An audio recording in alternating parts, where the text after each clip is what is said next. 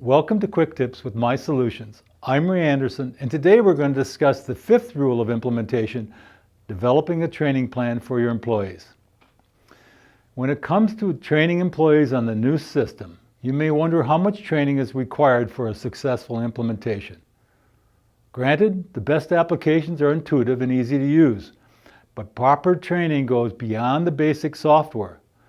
With quality training, your employees can utilize each feature properly and maximize your company's investment in the software.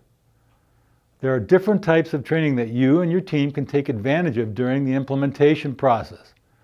These include vendor-based training, where you go to the vendor's training facility for an intensive course on the basics of the software. On-site training, where the vendor comes to your work site to work with teams and individuals in online training. Finally, recognize that the training does not end with implementation.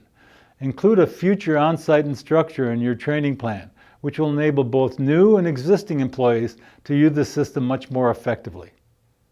Look out for the sixth and final rule of implementation: prioritize and follow through.